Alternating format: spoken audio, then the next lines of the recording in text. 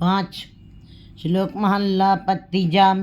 कलम जलो शरण मसवाणिए, कागज भी जल जाओ, लिखण वाला जलवलो, जिन लिखया दूजा पाओ। गुरु जी बता रहे हैं कि कलम सहित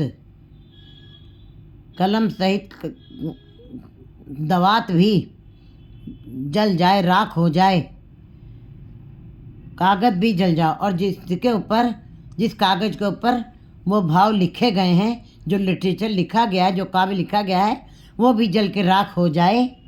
लिखण वाला जलवलो, और यहाँ तक कि जो लिख रहा है, जिस कागज से, कलम से, वो स्वयं भी जल जाए, खत्म हो जाए, वो भी विनष्ट हो जाए। जिन लिखया दूजा पाओ, जिसने एक परमात्मा के नाम की चर्चा को छोड़ करके 2, 3, 4 संसार की ही बातें की हैं और बाजार की ही बातें की हैं, संसारिकता के ही काव्य और उसके ऊपर ही चर्चा की है। ऐसे लेखनी, कलम, दवात, कागज और लिखने वाला भी गुरु जी कहते हैं सब चीज़ उसकी विनष्ट ही हो जानी चाहिए। कोई भी चीज़ उसके अंदर से बची नहीं रहनी चाहिए, जिसने संसार के ही विचारों को लिखा है। नानक पूरब लिखा कमावना अवर न करना जाए।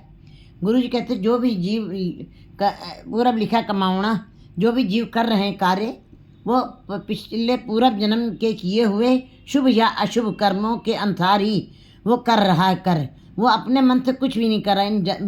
ये जीव लाचार हैं, इन जंतों के वश में कुछ भी नहीं है, इन जंतों के वश किछ ना है।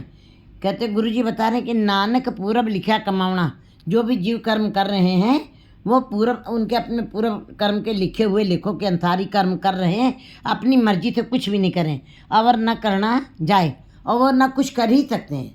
अगर जो कुछ दूसरा करने की कोशिश भी करें, वो अपने मन मर्जी से, अपनी मन मत से कुछ भी नहीं कर रहे हैं। सब कुछ ईश्वर ही उनसे करवा रहा है। जैसे जैसे पूर्व जन्म के उनके कर्म थे, उन्हीं कर्मों के अनुसार वही कर्म कर रहे हैं जीव, जो परमात्मा स्वयं उनसे करवा रहा है। महल्ला दूजा। होर कूड़ पढ़ना, कूड़ बोलना, माया नाल प्यार।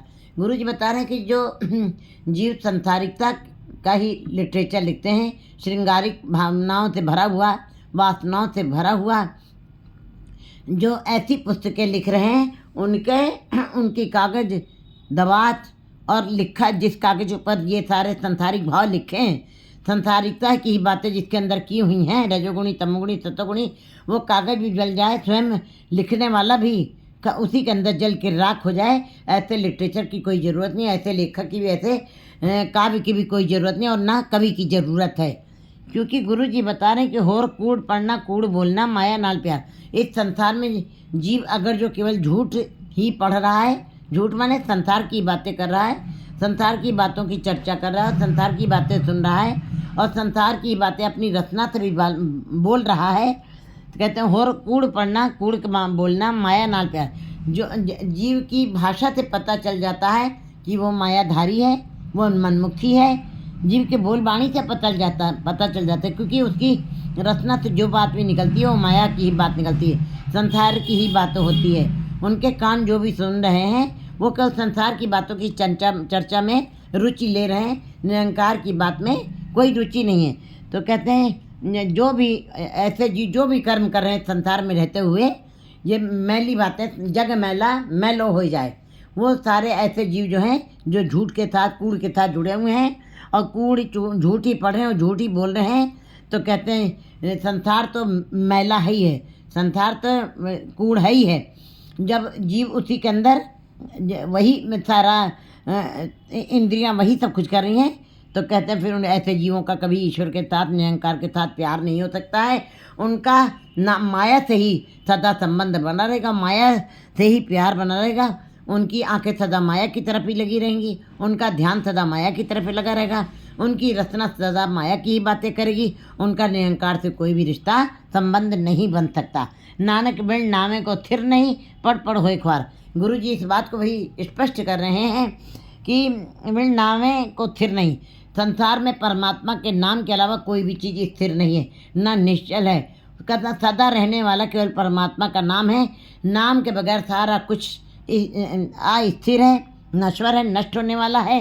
फिर कुछ भी नहीं है, पढ़ पढ़ होए ख्वार। और जितने भी पंडित ज्योतिषी, जितने भी शास्त्र वेता और जितने भी वेदों शास्त्रों के लिखने वाले हैं, पढ़ने वाले हैं, या धार्मिक ग्रंथों के, बड़े बड़े धार्मिक ग्रंथों के लिखने वाले हैं, उनका लिखना, उन्होंने लिखा जरूर है 18 पुराणों को, वेदों को, स्मृतियों को, शास्त्रों को, और बाकी धार्मिक ग्रंथ अनेक हैं।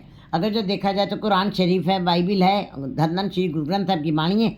अगर जो केवल ये पढ़ने मात्र के लिए रह गई है, माया के व्यापार के लिए ही रह गया, कि जो कोई कीर्तन करना जान गया तो उस कीर्तन से केवल माया कारण विद्या बेचे जन्म व्यर्था जाई।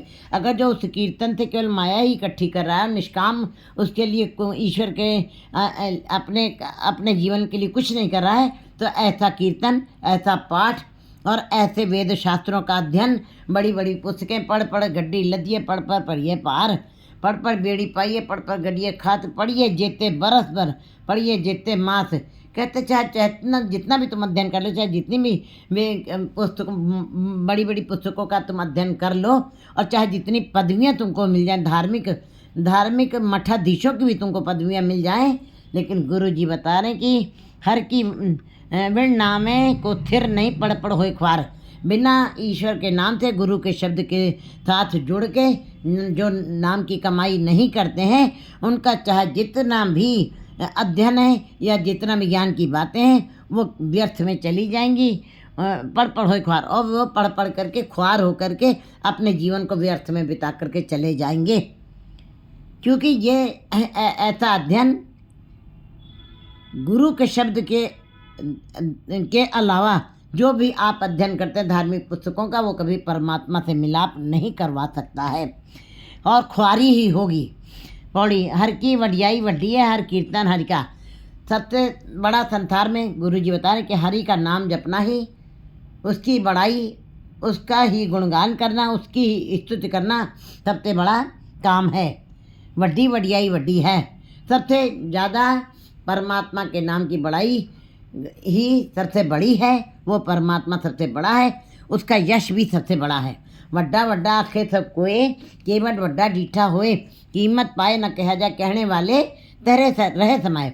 बस बड़ा बड़ा कहते हुए जीव को भी परमात्मा अपने जैसा ही बना देता है। ये एक विस्मादपूर्ण अवस्था है। जबकि हम देखते हैं कि गुरु गुरु ही रह गए, और गुरु चेला कभी गुरु नहीं बन सके, शिष्य कभी गुरु की का स्थान ग्रहण नहीं कर सके। लेकिन गुरु जी ने वाणी में बता दिया, पारस परथिय पारस होवे, सच रहे लिवलाए। जो सच के साथ लिव लगा लेते हैं, गुरु पारस है, वो पारस ही बना लेता है, अपने शिष्य को भी अपने जैसा ही बना देता है। जैसे कि गुरु नानक देव जी के दर के ऊपर गुरु भाई लहणा जी आए थे, उन्होंने 7 साल जो सेवा की उनकी, और सिमरन भी किया, सेवा भी की, उससे उनको, वो स्वयं गुरु नानक देव जी पारस थे, उन्होंने भाई लहणा जी को भी पारस बना दिया, अपने जैसा ही बना दिया, और गुरुता गद्दी दे करके दूसरे गुरु की उपाधि उनको दी, और भाई लहणा जी को अंगद अपना अंग से लगा करके अंगद बना दिया। इसका मतलब है कि हरि की बड़ाई सबसे बहुत बड़ी है, बहुत बड़ी है, उसका यश बहुत बड़ा है। जहाँ न्याय है धर्म का, और उसका न्याय भी वो धर्म के आधार पे न्याय होता है उसके, वहाँ पे धर्म के आधार पे न्याय। संसार में न्याय बिक जाते हैं, संसार में गरीबों के लिए, लाचारों के लिए कोई न्याय नहीं है। वो जीती हुई बाजी भी हार जाएं, क्योंकि यहाँ पे झूठों का बोलबाला है, यहाँ पे कूड़ का बोलबाला है, यहाँ पे न्याय बिक जाते हैं। खरबों खरबों रुपए में बिकते हुए हम देख रहे हैं। यहाँ पे न्याय कई साल बीत जाते हैं, सदियाँ बीत जाती हैं, न्याय नहीं मिलता। लेकिन परमात्मा अह कर करे तो अह कर पाए, कहते तत्काल हो या वो तत्काल तुमको निर्णय देगा, तुम्हारा फैसला कर देगा उसका, क्योंकि उसका न्याय जो है धर्म के ऊपर है, सच के ऊपर उसका न्याय है। हर की वडियाई वड्डी है, जहाँ फल है जी का। कहते हैं हरि की वडियाई सबसे बड़ी है, हरि का नाम जपना ही सबसे बड़ा है। उसकी बड़ाई भी, जो बड़ाई करते हैं, कहते हैं बड़ाई करने वाला स्वयं ही उस बड़े का रूप हो जाता है।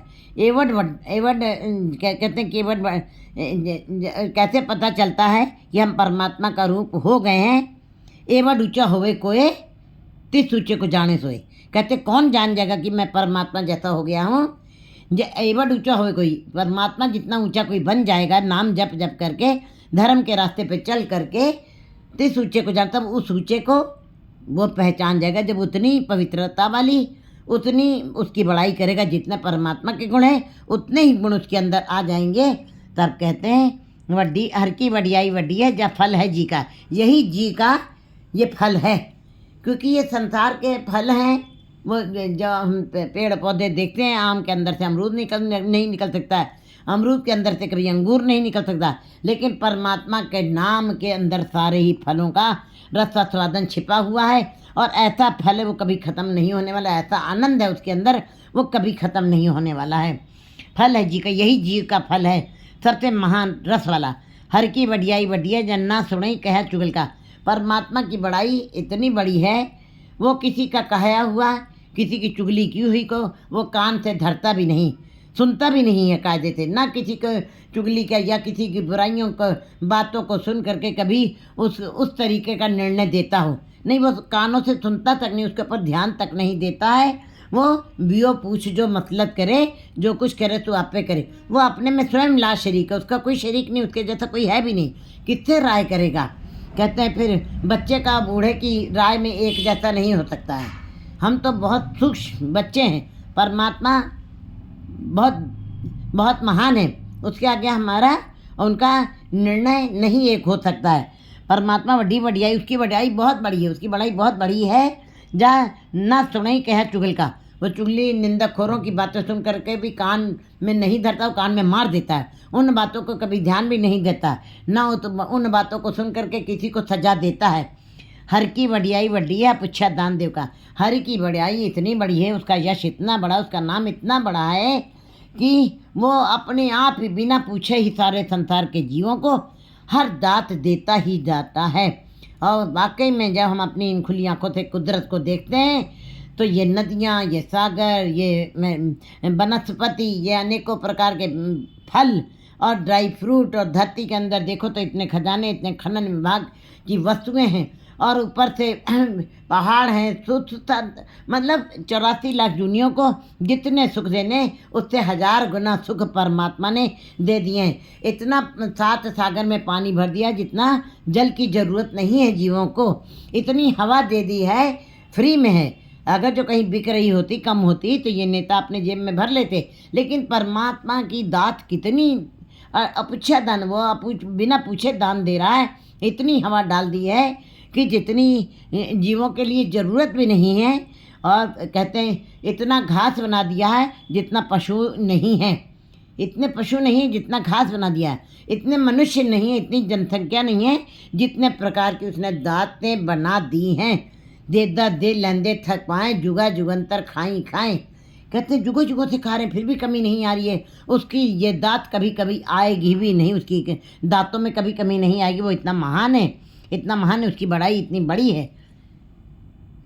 6